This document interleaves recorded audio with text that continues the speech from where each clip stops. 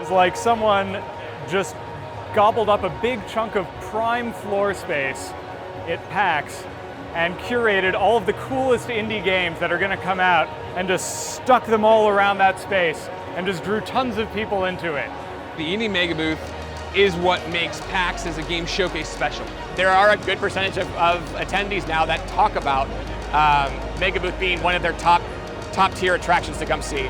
I would describe Indie MEGABOOTH as the cool place where all the cool kids hang out. The Indie MEGABOOTH is the place to come to discover the game that you didn't know you wanted. It's a place to come to be surprised and delighted by a bunch of developers that you've likely never heard of and that probably someday you may adore. This is the best part of any show, honestly. Even before showing with MEGABOOTH, I thought that.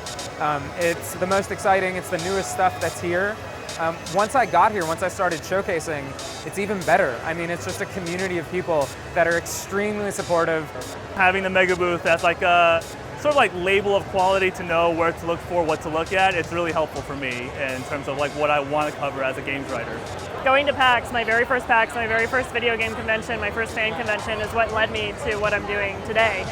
And so, you know, I think the fan reception was like cautious but interested, you know, and the developers really loved it and had a great time. And so after that, it was like kind of a matter of like, you know, are we going to do this again?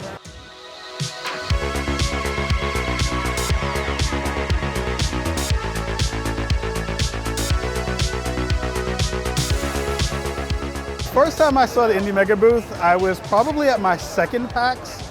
I was just walking around the floor and they had this huge circle that was above the booth. You know, it said Indie MEGABOOTH, and one of the first things I'd ever done in media was talk to some indie developers. It's like, I kind of liken it to a film festival because I think it's the closest thing that I can communicate to people that would make sense. And like something like Sundance, where it's like people, you know, it's like independent films and they're a little like artsy, but some stuff blows up, you know, and it's curated and it's in a physical sense.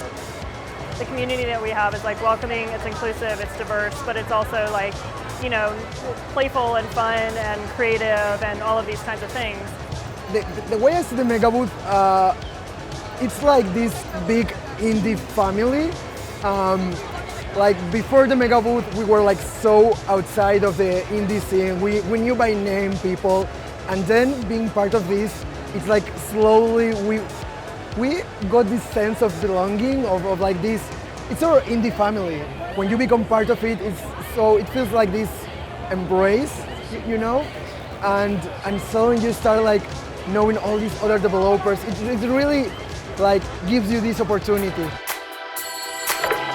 Receiving incoming transmission. Indie MEGABOOTH has changed my PAX experience really by giving me a purpose. So I feel more confident with myself and I feel more engaged with developers. I feel more comfortable being able to go up to them, shake hands, and tell them that I'm here to support them.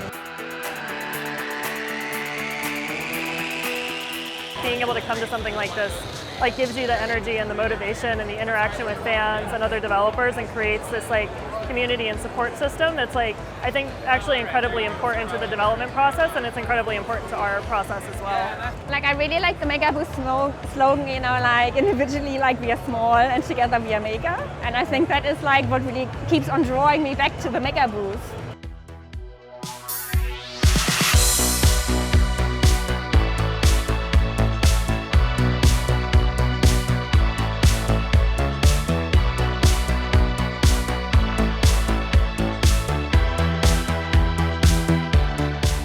All of our partners have like specific goals that they want to accomplish by supporting us and by coming to the community, you know, aside from building goodwill. But then also the developers that are here, you know, this is a consumer-facing event.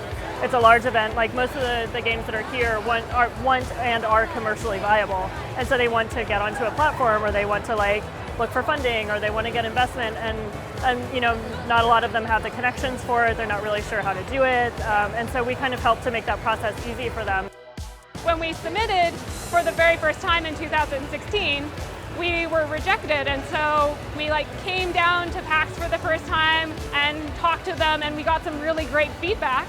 And from there, we managed to rework our game and like keep the core concept and what made it great. Indie MEGABOOTH really takes our time at PAX to the next level, from bringing by platform holders and press to see what we're doing, to having a mixer every year where we get to not only mingle with other developers, but with people that we wouldn't normally have access to that can help take our studio to new places. In the MEGABOOTH, they always bring around publishers and their partners, and I always try to make an effort to kind of like introduce people, who, you know, like other developers, like who don't get the chance to be here, to introduce them to this network that I'm accessing through the MEGABOOTH.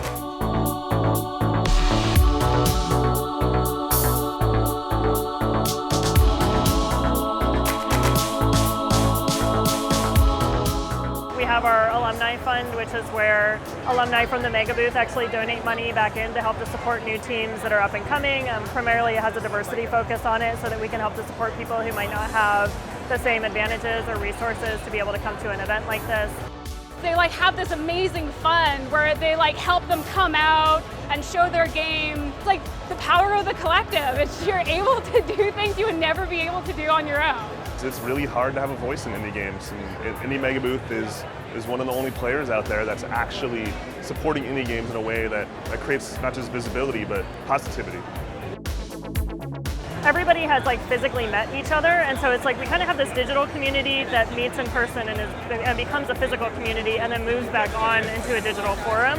And so we kind of can sidestep the issues that I think a lot of digital communities have, where like, you know, people trust that everyone who is on the list has like, you know, a positive vision of the future for games and the industry, that they're coming from a good place, they've been curated into this community, their games are good, you know, the company is doing positive things. A lot of my best friends in the industry have come from being, you know, neighbors at Indie MEGABOOTH. Indie MEGABOOTH is more than just a place to showcase your game, but it's a community.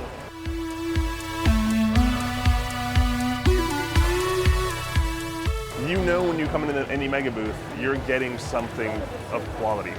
To be able to walk into a space and go from booth to booth to booth and see consistency is very rare at a convention of any kind.